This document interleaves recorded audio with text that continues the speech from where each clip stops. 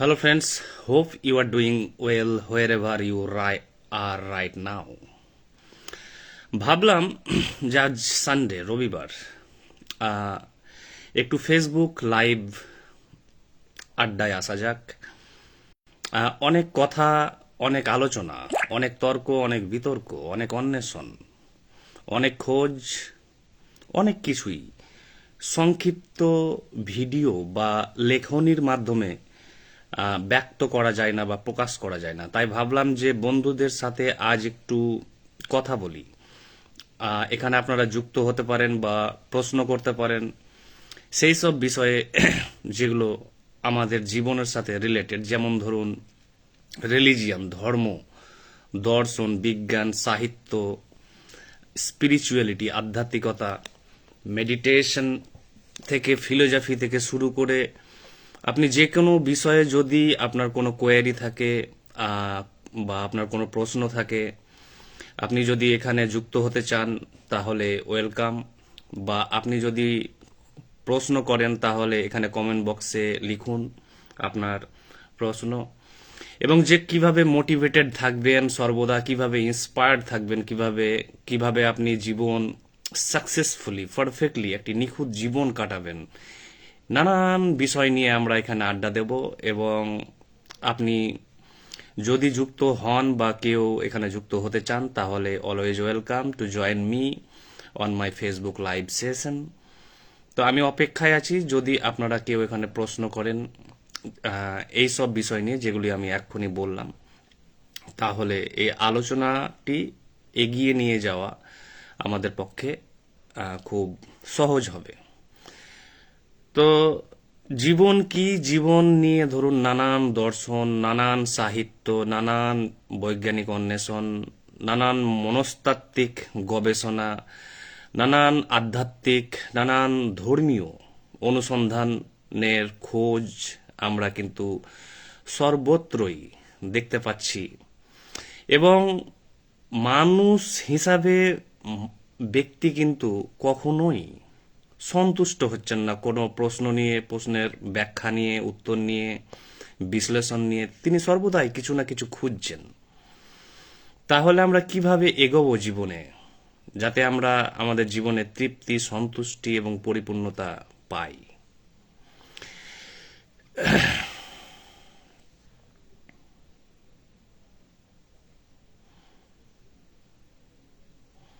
Anti nationalist একজন ভাই প্রশ্ন করেছেন, দাদা আমি অ্যান্টি ন্যাশনালিস্ট থাকতে চাই, এর নেগেটিভ ও পজিটিভ দিকগুলো একটু বলুন। অ্যান্টি ন্যাশনালিস্ট বলতে বোঝায় যে আপনি নেশন অর্থাৎ দেশ, বা এখানে country, your land where you are living, যেখানে আপনি বাস করছেন, যেটা আপনার দেশ,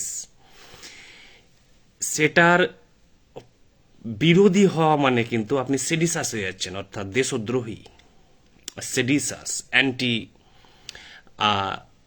আপনার ন্যাশন বা কনস্টিটিউশন বা সংবিধান বা লয়ের বিরুদ্ধে যেতে চাইছেন। কেন যেতে চাইছেন? আপনি অ্যানার্কিস্ট হতে চাইছেন।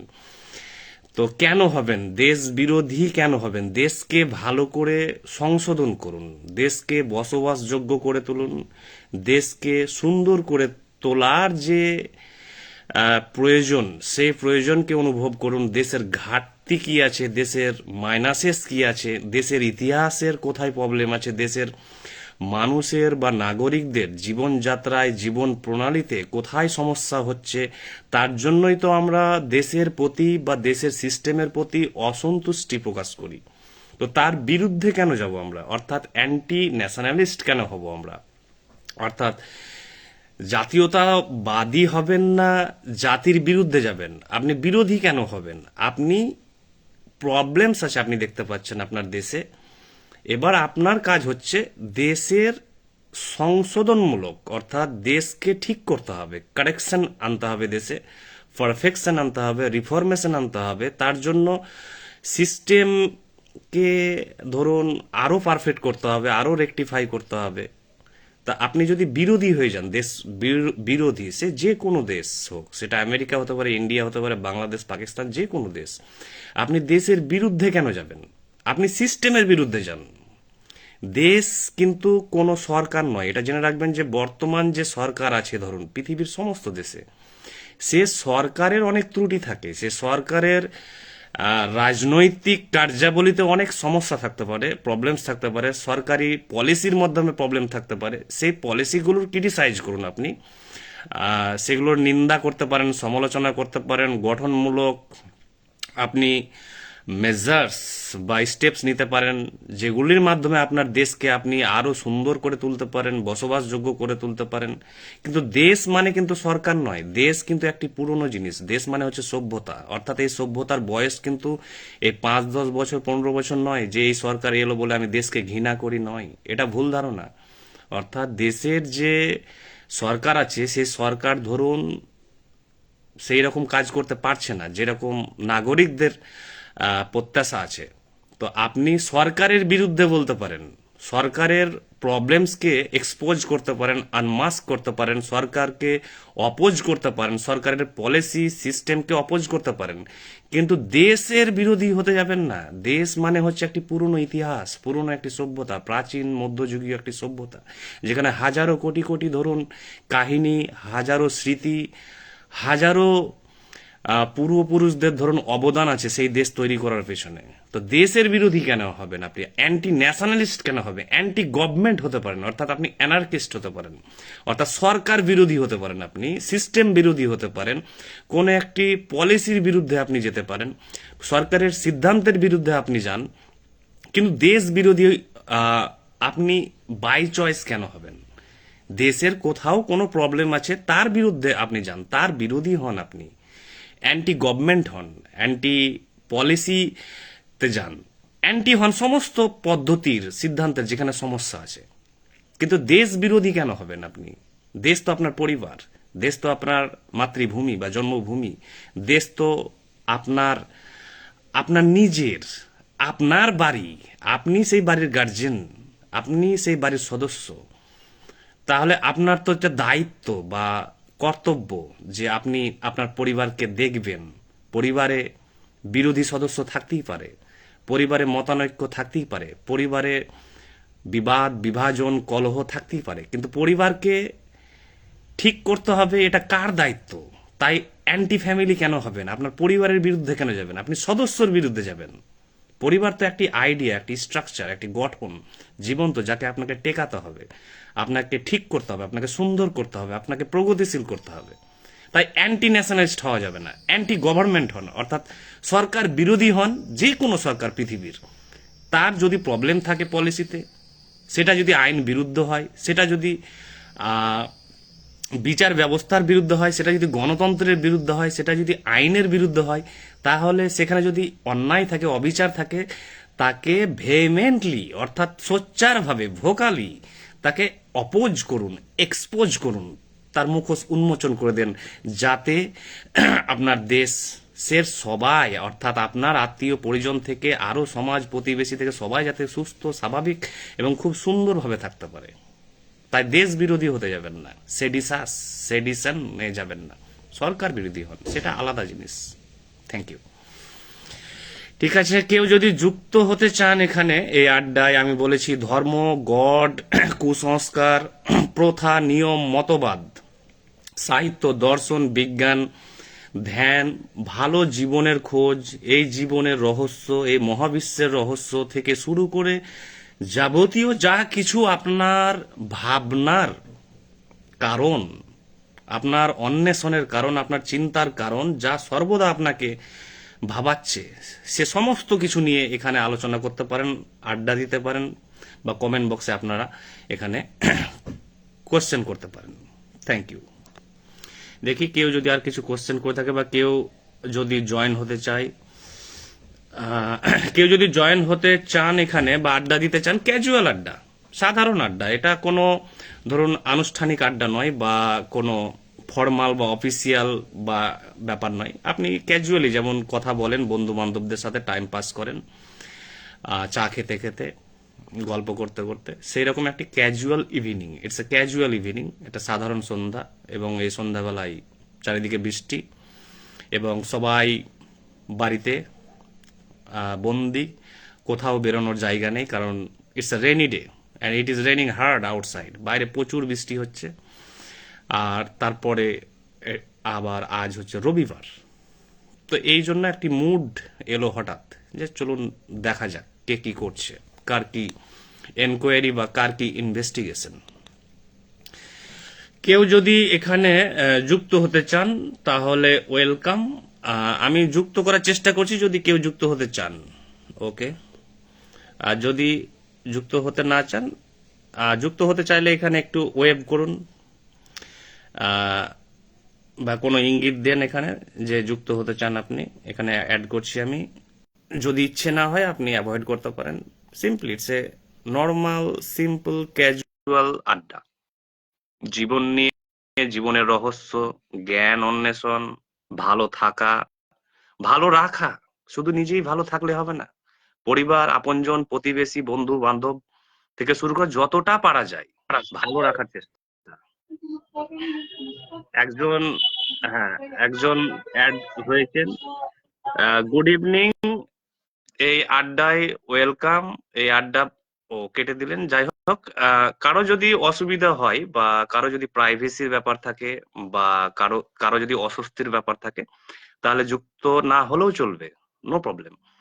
কিন্তু কেউ যদি মনে করেন যে অ্যাজ এ ফ্রেন্ড অর্থাৎ বন্ধু হিসাবে আমি এখানে কয়েকটি কথা শেয়ার করতে চাই বা কিছু জিজ্ঞেস করতে চাই বা কোনো কোয়েরি যদি থাকে আপনি এখানে আসতে পারেন, নো প্রবলেম। এখানে কোনো বেআইনি বা খারাপ জিনিস এখানে আমরা অ্যালাউ করব না, এখানে হবে না। এখানে যা হবে তা হবে পজিটিভ জিনিস, অপটিমিস্টিক জিনিস, বিউটিফুল জিনিস যা সমাজের কাজে লাগবে, আপনার কাজে লাগবে, আমার কাজে লাগবে, আমাদের পরিবারের কাজে লাগবে, সবাই ভালো থাকবে। এই আলোচনা থেকে সমৃদ্ধ হবে এবং সবাই নিজেকে সিকিউর ফিল করবে এবং অ্যাংজাইটি, টেনশন, মানসিক অস্থিরতা থেকে তিনি অবশ্যই যাতে রিলিফ পান, পরিত্রাণ পান, এইরকম একটি আড্ডা।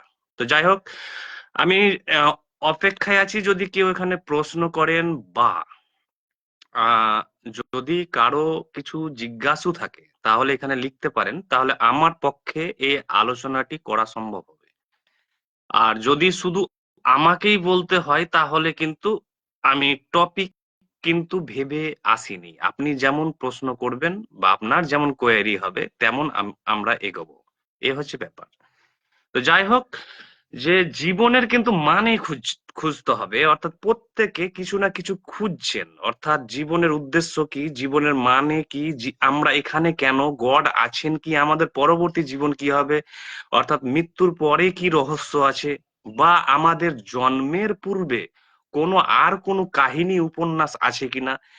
এই সমস্ত মেটাফিজিক্যাল কোশ্চেন অর্থাৎ অধিবিদ্যা সংক্রান্ত প্রশ্ন মানুষকে কিন্তু যুগ যুগ ধরে ভাবিয়ে এসেছে এবং নানান দার্শনিক, ঋষি থেকে, প্রফিট থেকে, মেসেঞ্জার থেকে, ধরুন থিঙ্কার থেকে, রাইটার, ইন্টেলেকচুয়াল থেকে, হাজারো কোটি কোটি কিন্তু মানুষ কিন্তু ভেবে এসেছেন, অন্বেষণ করে এসেছেন শুধু কয়েকটি জিনিস জানার জন্য।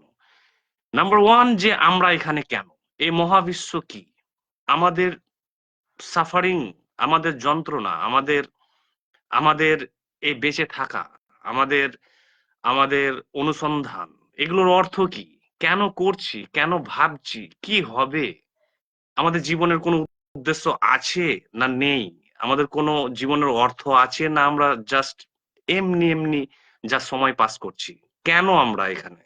এই নানান ধরুন মেটাফিজিক্যাল কোশ্চেন, দার্শনিক প্রশ্ন, আমাদের অস্তিত্ব নিয়ে প্রশ্ন আমাদেরকে কিন্তু নানান ভাবে কিন্তু হন্ট করে আসছে, তাড়িত করে আসছে এবং সেগুলোর কিন্তু উত্তর আমরা খুঁজছি এবং সারা বিশ্ব খুঁজছে যুগ যুগ ধরে, সভ্যতার পর সভ্যতা।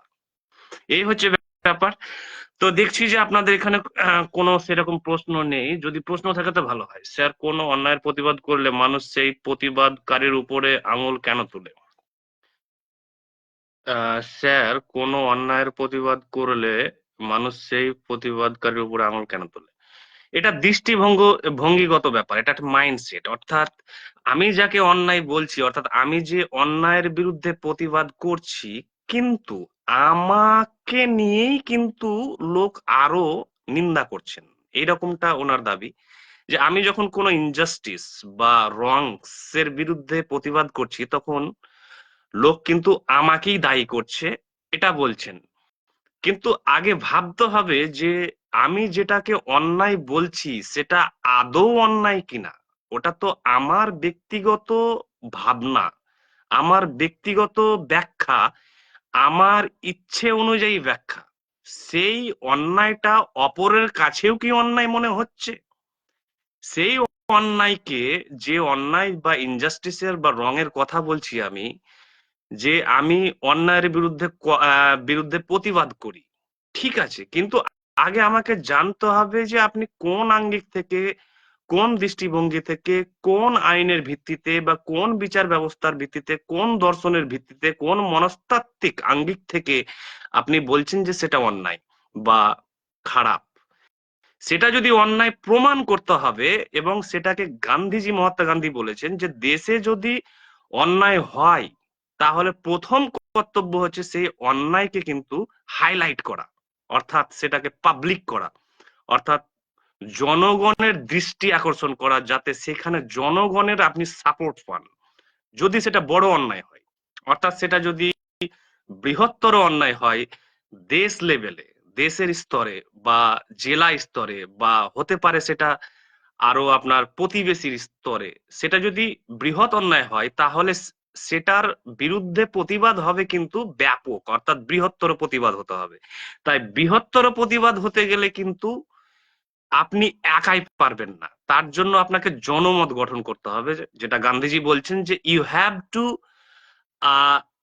Make the injustice public or visible to the public. অর্থাৎ সেই অন্যায়কে বা অবিচারকে কিন্তু জনসমক্ষে তুলে ধরতে হবে, যাতে জনগণের সহানুভূতি, অংশগ্রহণ আপনি কিন্তু পান।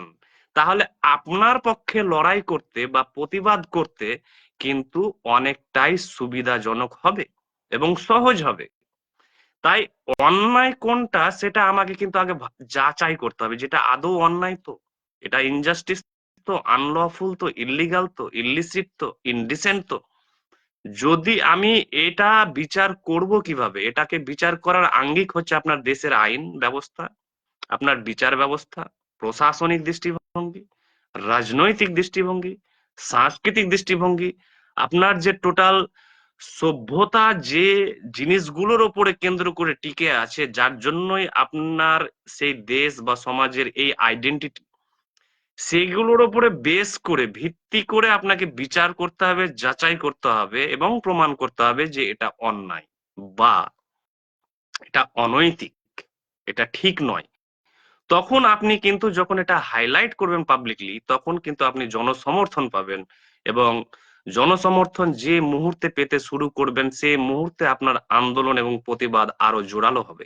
এবং এটা হলো কালেকটিভ লেভেলে, অর্থাৎ সার্বিক লেভেলে, বৃহত্তর লেভেলে। এবার ব্যক্তি অন্যায়ের ক্ষেত্রে এটা হচ্ছে আপনার ব্যক্তিগত আহ দর্শন বা ব্যাখ্যা বা মতবাদ বা দৃষ্টিভঙ্গি বা আপনার মাইন্ডসেট বা অ্যাটিটিউড, যে আপনি আপনার ফ্রেমওয়ার্ক বা ফ্রেম অফ রেফারেন্স কি, অর্থাৎ আপনি কি হিসাবে দেখছেন, সেটা আপনার ব্যক্তিগত ব্যাপার সম্পূর্ণ, যে আপনি কাকে ন্যায় বলবেন, কাকে অন্যায় বলবেন। কিন্তু সহজাত ন্যায় অন্যায় হিসাবে, অর্থাৎ ইনহেরেন্ট বা ন্যাচারাল রাইট রং বলে এই মহাবিশ্বে কিছু নেই, অর্থাৎ সহজাত প্রাকৃতিক ন্যায় অন্যায় বলে কিছু নেই। সমস্ত ন্যায় অন্যায় হচ্ছে মানবীয়, অর্থাৎ মানুষ সৃষ্টি করেছে। রাইট রং, পাপ পুণ্য, নৈতিক অনৈতিক, এই সমস্ত কিছু, লিগ্যাল ইলিগাল, এগুলো হচ্ছে মানুষের তৈরি, এগুলো হচ্ছে কৃত্রিম। এবং এই কৃত্রিম জিনিস একদিকে আছে, আর একদিকে আছে রুসোর দার্শনিক রুসোর হচ্ছে সোশ্যাল কন্ট্রাক্ট, অর্থাৎ সামাজিক ন্যায় অন্যায় বিচার হয় সমাজের সিস্টেমের উপর বেস করে। আর প্রাকৃতিক ন্যায় অন্যায় হচ্ছে সেখানে কোনো সহজাত ন্যায় অন্যায়, নৈতিকতা বা অনৈতিকতার কিন্তু কোনো অস্তিত্ব নেই। এই হচ্ছে দুটো ব্যাখ্যা। তাই অপর ব্যক্তি আমার সম্পর্কে কি বললো, আমার প্রতিবাদ সম্পর্কে কি বললো, আমার মতামত সম্পর্কে কি বললো, দৌড়ে বেড়াক। যদি আমি ঠিক মনে করি এটাকে আমার ব্যাখ্যায়, আমার দৃষ্টিভঙ্গিতে, তাহলে পৃথিবীতে এমন কেউ নেই বা কিছু নেই যাকে আমি ভয় করি, কারণ আমার দৃষ্টিভঙ্গি, আমার বিবেক, আমার প্রকৃতি অনুযায়ী আমি দেখেছি সেটা অন্যায়। যে মুহূর্তে এই আপনার কনভিকশন, প্রত্যয় স্থির হয়ে যাবে, দৃঢ় হয়ে যাবে, তখন আপনি আর অন্য কারো মতের অপেক্ষা করবেন না। কে ঠিক বললো, কে বেঠিক বললো, কে আপনার নিন্দা করলো, প্রশংসা করলো, to hell with their opinions. সমাজ তো বলবেই, সমাজ যা খুশি বললো, কিন্তু আমি দেখেছি যেটা সত্য, সেহেতু আমি এর পাশে দাঁড়াবো। গান্ধীজির সত্যাগ্রহ। আমি দেখেছি যে এটা অন্যায়, সেহেতু এটা অন্যায়। পৃথিবীর যত কোটি মানুষই বলুক যেটা ন্যায়, অর্থাৎ আমার উল্টোটা বলছে, অপোজিটটা বলছে, আমি কিন্তু মানবো না, আমি সারেন্ডার করব না, আমি পিছপা হব না, আমি নড়বো না আমার সিদ্ধান্ত থেকে, আমার ব্যাখ্যা থেকে। এটি হচ্ছে ন্যায় অন্যায়ের ব্যাপার, যে আপনি কিভাবে দেখছেন। আপনি যদি দেখেন যে ঠিক আছে তো ঠিক, আপনি যদি দেখছেন যে ঠিক নয় জিনিসটি, তো ঠিক নয়। কারণ এই পৃথিবীতে কারো মতামত সত্য নয়। আমি এর আগে কয়েকটি ভিডিও বানিয়েছি যে সমস্ত মতামত, সমস্ত জ্ঞান তত্ত্ব, সমস্ত অন্বেষণ, সমস্ত বই সব হচ্ছে ভ্রম। কারণ এই জগৎ হচ্ছে ভ্রম। আর এই জগৎ কিভাবে ভ্রম, আমি একাধিক ভিডিওতে আলোচনা করেছি বিস্তারিতভাবে, সেগুলো দেখতে পারেন। তাই আপনি আপনার বিচার, আপনার বায়াসেস, আপনার প্রিজুডিসেস, আপনার শিক্ষা উপর ভিত্তি করে আপনি সমস্ত কিছুর ব্যাখ্যা করুন, বিচার করুন, এবং নিজস্ব মতের পাশে কিন্তু দাঁড়িয়ে থাকুন। পৃথিবীর 100 কোটি 700 কোটি মতামত কি বলছে সেটা আপনার কিন্তু বিচার্য বিষয় নয়। এই হচ্ছে ব্যাপার, এই হলো ব্যাপার। Thank you. নেক্সট প্রশ্নে আসি। পুনর্জন্ম কি সত্যি হয়? আর হলে তো জীবনের কোনো উদ্দেশ্য নাই। থেকে দেখেছি দাদা, পুনর্জন্ম সত্য। আমি কিন্তু কোনো মন গড়া কাহিনী বলছি না, আমি এগুলোর সমস্ত কিছুর বিরুদ্ধে ছিলাম। অর্থাৎ পুনর্জন্ম বিশ্বাস বা অমুক ধুমুক হেনা তেনা কোটি কোটি আহ যেগুলো প্রচলিত বদ্ধ ধারণা থেকে আছে, আমি অসংখ্য বদ্ধ ধারণাকে যৌক্তিক ভাবে রিজেক্ট করেছি। কিছু ধারণা আছে যেগুলো সত্য। পুনর্জন্ম সত্য, আপনি যদি এটা অন্বেষণ করতে হবে। কিন্তু পুনর্জন্ম সত্য না মিথ্যা শুধু শুনে সন্তুষ্ট হয়ে গেলে কিন্তু আপনি আবার সন্দেহে পড়বেন যে আছে কি নেই, আছে কি নেই, আছে কি নেই। যতক্ষণ না আপনি এর শেকড়ে যাচ্ছেন এবং এর রহস্যকে সম্পূর্ণ উন্মোচন করছেন বা উদ্ঘাটন করছেন, আনফোল্ড করছেন, যতক্ষণ যে রিবার্থ বা রিইনকার্নেশন সত্য না মিথ্যা। কেউ যদি বলে সত্য, তাতে কিছু যায় আসে না। কেউ যদি বলে মিথ্যা, তাতে কিছু যায় আসে না। আপনাকে যাচাই করতে হবে এবং আপনাকে প্রমাণ করতে হবে। মিথ্যা ভাবে বা বানিয়ে প্রমাণ করলে হবে না। আপনি নিজে যাতে সন্তুষ্ট হতে পারেন, পৃথিবীর কোনো ব্যক্তিকে সন্তুষ্ট করার দরকার নাই, কারো কাছে কিছু প্রমাণ করার দরকার নেই। আপনি নিজের কাছে প্রমাণ করুন, কারণ আপনি সব। এই মহাবিশ্বের কারো কাছে আপনার সততা, আপনার নিষ্ঠা, আপনার সাহস, আপনার ডেডিকেশন কিছুই প্রমাণ করার দরকার নেই। কারণ লোক হচ্ছে সব স্কেপটিক্যাল, সিনিক্যাল, সব নেগেটিভ, ম্যাক্সিমাম পেসিমিস্টিক, সব ক্রিটিক্যাল। সেহেতু আপনি নিজের কাছে প্রমাণ করুন যে কোনটা সত্য বা কোনটা মিথ্যা। কারো কাছ থেকে প্রশ্নের উত্তর নেওয়ার দরকার নাই, কারো মত জানার দরকার নেই। তবুও আমি বলবো যে পুনর্জন্ম সত্য না মিথ্যা, এই অনুসন্ধানে বা এই অন্বেষণে আপনাকে সাহায্য করবে কিছু গাইডেন্স, যেগুলো আপনি স্টাডি করতে পারেন বা ইনভেস্টিগেট করতে পারেন বা এক্সপ্লোর করতে পারেন। আমি বলবো একজন সাইকোলজিস্ট, আমেরিকান, তিনি বিখ্যাত সাইকোলজিস্ট, তিনি প্রায় 34 বছর তার জীবন কাটিয়েছেন পুনর্জন্ম নিয়ে। ওনার নাম হচ্ছেন Ian Stevenson. Ian, IAN, Ian Stevenson.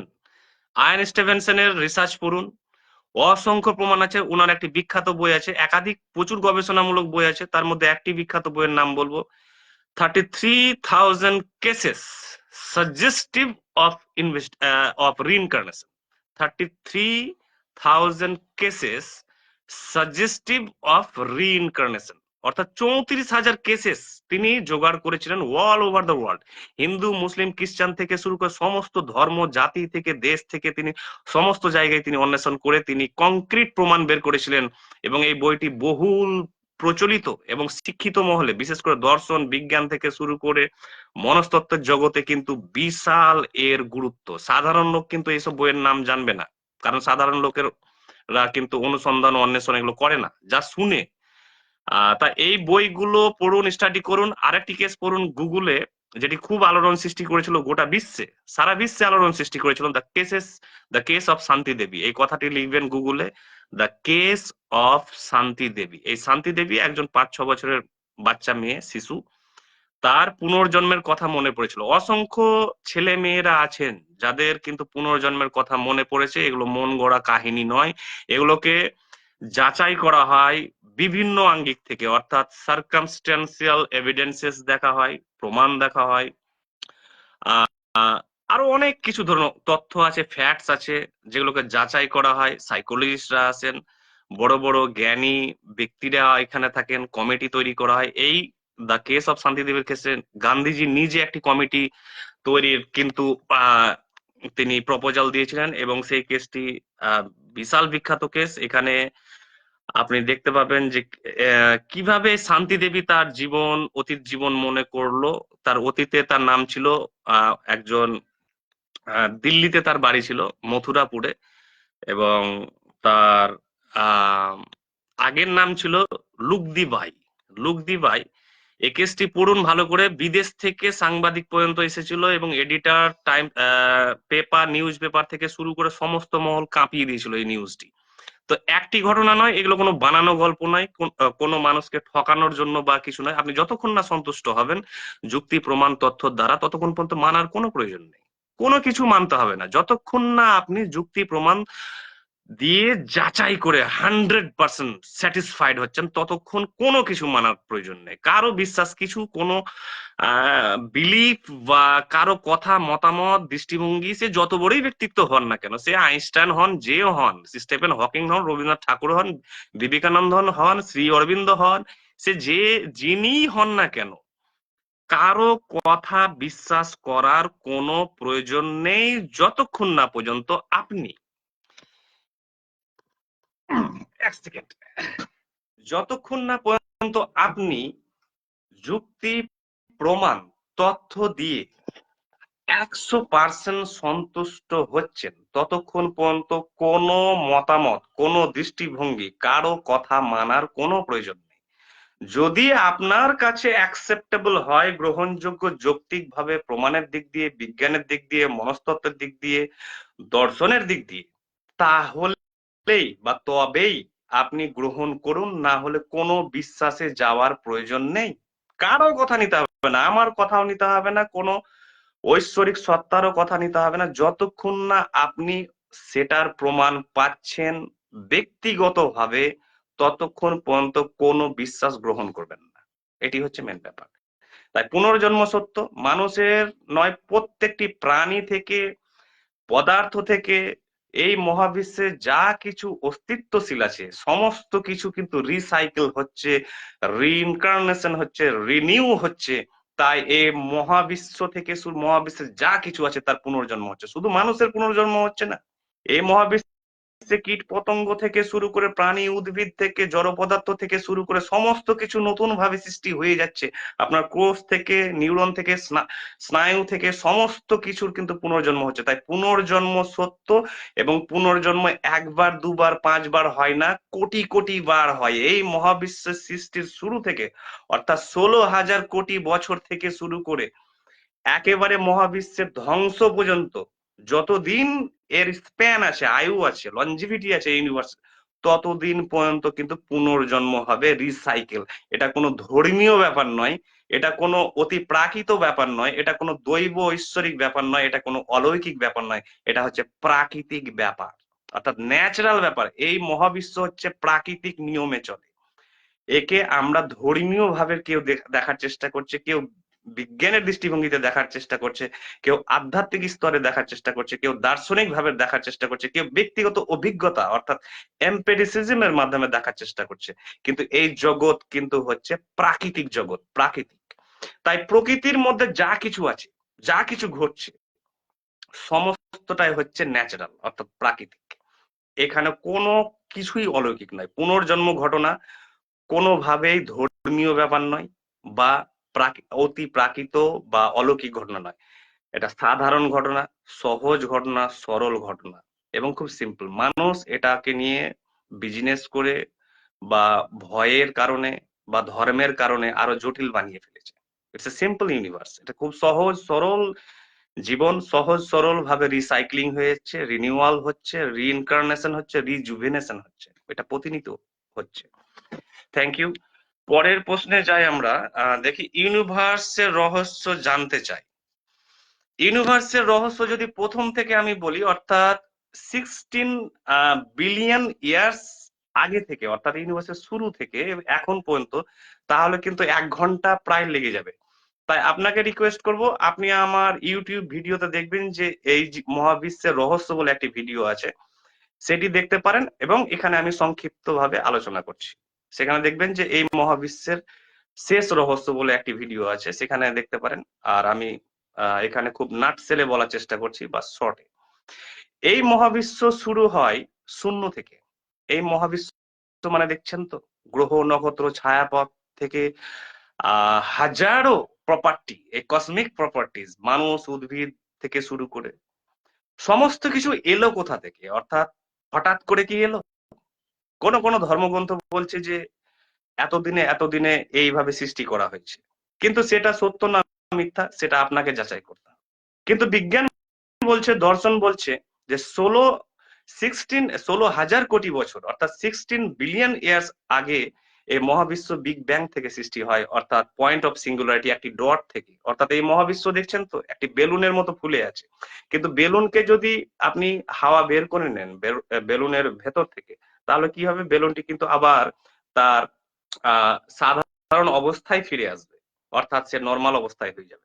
তেমন এই মহাবিশ্বকে যদি আপনি বেলুন ভাবেন, তাহলে এর কিন্তু শুরু ছিল, অর্থাৎ এর যদি হাওয়া বের করে নেন, বেলুনের যে রূপকটি দিলাম, তাহলে দেখবেন যে একটি ডটে পরিণত হবে, অর্থাৎ পেনের যে ডট দিচ্ছেন সে তার চাইতে কোটি কোটি, বিজ্ঞান বলছে যে কোটি কোটি আকারে ছোট আরো ডট, অর্থাৎ একটি অ্যাটম, একটি কণা, একটি অণু বা পরমাণু, যার size crore crore billion Times ছোট একটি অ্যাটমের থেকে। তাহলে কত ছোট হতে পারে, যেটা আমরা কল্পনা করতে পারবো না। তো সেই ডটে, অর্থাৎ যখন এই মহাবিশ্ব ছিল, তখন তার আগে কি ছিল? তার আগে ছিল অসীম শূন্যতা, অর্থাৎ ইনফিনিট ভয়েড বা ইমেজারেবল ভয়েড। এবং এই শূন্য দেখতে আপাত দৃষ্টিতে শূন্য, কিন্তু এই শূন্যতা তাও তে চিং, অর্থাৎ চাইনিজ একটি বিশাল বড় দর্শনের বই আছে, সেই দর্শনের বইয়েও কিন্তু লাওজু, অর্থাৎ লাওজু একজন বিখ্যাত চাইনিজ দার্শনিক ছিলেন, প্রাচীন দার্শনিক, যিনি বইটি লিখেছেন এবং খুব সারা বিশ্বে জনপ্রিয় বইটি। সেখানেও বলছেন যে একটি শূন্যতা ছিল, টোটাল অসীম শূন্য, যার শুরু শেষ কিছু নেই। সেই শূন্য কিন্তু আপাত দৃষ্টিতে শূন্য, যেমন আমার মাথার উপরে দেখছেন এই স্পেস, এই টোটাল স্পেস, আমার চারিপাশে স্পেস, আপনারা স্পেস, এই 5টি আঙুল দেখছেন, প্রত্যেকটি গ্যাপে একে স্পেস বলা হয়। আকাশ, আকাশ কিন্তু আকাশে নেই, ওপরে নেই, আকাশ হচ্ছে এই গ্যাপ গুলি হচ্ছে আকাশ। আকাশ আপনার প্রতিটি জিনিসে আকাশ আছে, অর্থাৎ আপনার যে সেল দেখছেন না, কোটি কোটি সেল, কোটি কোটি ব্যবধান, প্রত্যেকটি জায়গায় গ্যাপ আছে, গ্যাপটি হচ্ছে আকাশ, স্পেস। এই স্পেস দেখতে শূন্য, কিন্তু এই স্পেস হচ্ছে সমস্ত সৃষ্টির, সমস্ত পদার্থের, সমস্ত এনার্জির কিন্তু মাতৃগর্ভ, অর্থাৎ সেখান থেকেই, শূন্য থেকে সমস্ত কিছু সৃষ্টি হয়েছে। এই শূন্য থেকে মহাবিশ্ব, যাকে পয়েন্ট অফ সিঙ্গুলারিটি বলা হয়েছে, সেখান থেকে শুরু হয়েছে, অর্থাৎ বিগ ব্যাং এক্সপ্লোশন, মহাবিস্ফোরণ যাকে বলা হয়, সেখান থেকে শুরু হয়ে মাস এনার্জি তৈরি হয়ে আস্তে আস্তে আস্তে আস্তে কোটি কোটি বছর ধরে এই মহাবিশ্ব তৈরি হতে সময় লেগেছে 16 বিলিয়ন ইয়ার্স, অর্থাৎ 16,000 কোটি বছর। আমরা বলি না, শুনি না যে এতদিনে এতদিনে গড বানিয়েছে এই মহাবিশ্ব, সেটি রূপকীয় অর্থে, অর্থাৎ সেটি একটি উপমা। কিন্তু 16,000 কোটি বছর লেগেছে এই মহাবিশ্বের এই বর্তমান অবস্থায় আসতে। তাই এই মহাবিশ্ব যখন সৃষ্টি হলো, তখন কেউ কিন্তু এই জীব বা উদ্ভিদ বা প্রাণীকে পাঠিয়ে দেননি। সবকিছু আমরা চার্লস ডারউইনের বইয়ে পড়ি, এখানে হয়তো বইটি আছে, আপনারা সবাই জানেন, দ্য অরিজিন অফ স্পিসিস, অর্থাৎ চার্লস ডারউইনের অরিজিন অফ স্পিসিস বই আপনি দেখতে পাবেন, সেটি কোনো কাল্পনিক বই নয়, সেটি বৈজ্ঞানিক বই। এবং মেন স্ট্রিম সায়েন্সে এটাকে কিন্তু মেনে নেওয়া হয়েছে এবং এর উপরেই রিসার্চ চলছে এবং সমস্ত কিছু দেখছেন বিবর্তনের মাধ্যমে এসছে। অর্থাৎ এই মহাবিশ্ব যেমন ডাইরেক্ট সৃষ্টি হয়নি, সরাসরি আসেনি এর রূপে, একে সৃষ্টি করতে হয়েছে, একে বিবর্তিত হতে হয়েছে। কোথা থেকে? সাম হোয়ার, যেটা পয়েন্ট অফ সিঙ্গুলারিটি। তো তাই সমস্ত কিছু বিবর্তিত হতে হতে হতে হতে এসে যখন পৃথিবীর জন্ম হলো, অর্থাৎ 5 বিলিয়ন ইয়ার্স এগো, 5,000 কোটি বছর আগে, তখন পৃথিবী যখন নিজের রূপ, তার আদর্শ পরিবেশ তৈরি হলো, তার আবহাওয়া থেকে শুরু করে সমস্ত কিছু, সেখান থেকে কিন্তু প্রথম প্রাণীর সৃষ্টি হলো অ্যামিবা, এককোষী প্রাণী। সেই প্রাণী জল থেকে সৃষ্টি হলো এবং জলেরও উপাদান ছিল পৃথিবীতে, তাই জলও এলো বিবর্তনের মাধ্যমে। সবকিছু হচ্ছে সৃষ্টি নয়, ক্রিয়েশন নয়, সব হচ্ছে এভলিউশন, সায়েন্টিফিক এভলিউশন। সব বিবর্তনের মাধ্যমে সেই এককোষী প্রাণী থেকে সমস্ত প্রাণীর কিন্তু আস্তে আস্তে আস্তে দীর্ঘ হাজার হাজার বছর ধরে, লাখ লাখ বছর ধরে কিন্তু বিবর্তন হতে হতে হতে হতে আজ আমরা এখানে। এবার প্রশ্ন হচ্ছে, এইটা হচ্ছে সৃষ্টির রহস্য। এবার আমরা কেন, আমাদের উদ্দেশ্য কি, আমরা কোথায় যাব, কোথা থেকে এলাম? আমরা তো বিবর্তনের মাধ্যমে এলাম কোটি কোটি বছর ধরে, কারণ এটা হচ্ছে প্রাকৃতিক জগৎ, প্রকৃতির নিয়মের দ্বারা চলে, অর্থাৎ ন্যাচারাল লজ এর দ্বারা। এই ন্যাচারাল ল এর কেউ কোনো মানে বলতে পারবে না পৃথিবীতে, কোনো মহাপুরুষের ক্ষমতা নেই যে আমাদের জীবনের উদ্দেশ্য কি বা অর্থ কি। কারণ এই জীবনের উদ্দেশ্য এবং অর্থ সবটাই হচ্ছে মানুষের তৈরি। মানুষ তার নিজের স্বার্থে, নিজের প্রয়োজনে, নিজের সুবিধার্থে, নিজের অসুবিধা দেখে তিনি কিন্তু যুগ যুগ ধরে বৌদ্ধিক বিবর্তনের মাধ্যমে মানুষ যখন ভাবতে শুরু করলো, তখন থেকে মানের আবিষ্কার হলো। মহাবিশ্বে কোথায় সহজাতভাবে লেখা নেই যে এটা মানে বা সেটা মানে, সব মানে আমরা তৈরি করেছি এবং সব মানেই হচ্ছে কিন্তু কৃত্রিম। তাই আমি বলেছি সব মানেই হচ্ছে ভ্রম, ইলিউশন বা ডিলিউশন। তাই আমাদের জীবনের উদ্দেশ্য কি? আমাদের জীবনের উদ্দেশ্য মানুষ সৃষ্টি করেছে। এই জীবনের কোনো উদ্দেশ্য নেই, নো পারপাস। আপনার পুনর্জন্ম হোক বা না হোক, আপনি বিশ্বাস করুন বা না করুন, তাতে কিছু যায় আসে না। এই মহাবিশ্বের কোনো উদ্দেশ্য নেই, জাস্ট আমরা বেঁচে আছি, চলছে, এক সময় মারা যাব, আবার সৃষ্টি হব, আবার চলবে এবং এটা ইনফিনিট টাইম ধরে হতে আছে। সেহেতু এটাই হচ্ছে রহস্য। এটা সংক্ষিপ্ত, যদি বিস্তারিত জানতে চান তাহলে সেই ভিডিওটি অবশ্যই দেখুন। থ্যাংক ইউ সেই প্রশ্নের জন্য। আরেকটি প্রশ্ন করেছে মেডিটেশন নিয়ে বলুন। মেডিটেশন নিয়ে আমার আবার বলবো, কারণ আমি সংক্ষিপ্ত যেহেতু ভাবে বলার চেষ্টা করছি, যে মেডিটেশন নিয়ে আমি একাধিক ভিডিও করেছি এবং মেডিটেশন নিয়ে আমি একটি বইয়ের কাজও চলছে। ধরুন আমি একটি বইও লিখছি মেডিটেশন নিয়ে। ধ্যান মানে হচ্ছে ধরুন দেখা, আমি আগেই বারবার বলছি, ধ্যান মানে দেখা। কি দেখা? প্রতিটি জিনিসকে, অর্থাৎ আপনার সম্পর্ক, আপনার আমার কথা, আপনার ওয়ার্ড, সেন্টেন্স, লেনদেন থেকে কার্যাবলী যা কিছু আছে, তাকে নীরব চেতনা দিয়ে দেখা, কোনো মতামত, কোনো দৃষ্টিভঙ্গি, কোনো রাগ, অভিমান, তুলনা, নিন্দা ছাড়াই। এই দেখা যদি শিখেন তাহলে আপনাকে প্রতিদিন দেখা প্র্যাকটিস করতে হবে। মানুষ দেখছে কিন্তু সে দেখতে পায় না। আমরা হাজারো জিনিস তাকিয়ে আছি কিন্তু কিছু কি চোখে পড়ছে? পড়ছে না। হাজারো ল, হাজারো মিস্ট্রি, হাজারো রহস্য, কিন্তু কিছু কি চোখে পড়ছে? কিছুই চোখে পড়ছে না। কেন? কারণ আমরা দেখতে জানি না, আমাদের চোখ থেকেও অন্ধ। তাই তো আমাদের আমাদের এত যন্ত্রণা, পীড়া, আমরা এত ভুগছি কেন? কারণ আমরা দেখতে জানি না। সবাই বলে এই তো চোখ আছে, আমি দেখছি, দেখো আমি এই তো খাচ্ছি, আমি তো কথা বলছি। এটা দেখা নয়, এটা স্থূল দেখা, অর্থাৎ বাহ্যিক দেখা। এর অন্তরের অন্তঃস্থলের জগৎকে দেখতে হবে।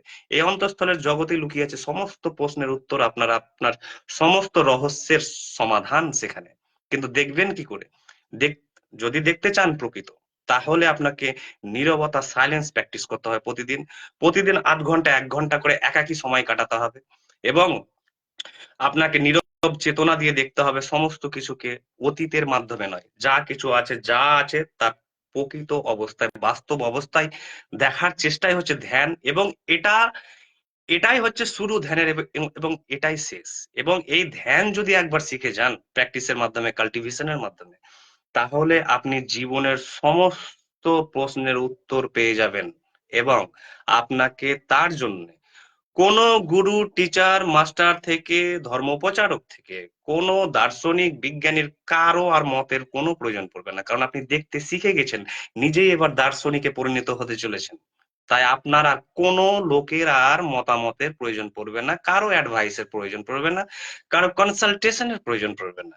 কারণ আপনি নিজেই এবার টোটালি হচ্ছেন ইন্ডিপেন্ডেন্ট। কারণ আপনি মূল যে চাবিকাঠি, মাস্টার কি, জীবনের রহস্যের যে মূল চাবি আপনি হাতে পেয়ে গেছেন, এবং সেই চাবি দিয়ে সমস্ত প্রশ্নের তালা আপনি খুলবেন আর উত্তর পাবেন। আপনি নিজেই পারবেন। যে অবস্থাটা এখন হয়েছে, আমি এখন পৃথিবীতে কারো মত শুনতে চাই না। পৃথিবীতে আমি কাউকে, কোন বিজ্ঞানী হোক বা দার্শনিক হোক বা গুরু হোক বা শাস্ত্র হোক, কাউকে আমার কোনো প্রশ্ন নেই। কারণ আমি দেখতে শিখে গিয়েছি। আমি জেনে গিয়েছি কিভাবে দেখতে হয় জীবনকে, কিভাবে ভাবতে হয়, কিভাবে সলিউশন বের করতে হয়। সমস্ত কিছু আমি দেখতে শিখে গেছি এই শুধু নীরব চেতনার মাধ্যমে ধ্যানে। এটি হচ্ছে ধ্যান। Thank you.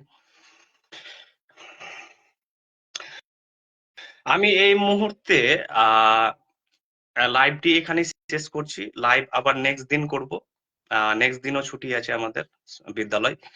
এখানেই শেষ করছি, এবং সময়ের আগে শেষ করার জন্য দুঃখিত। Thank you. Good night. ভালো থাকবেন।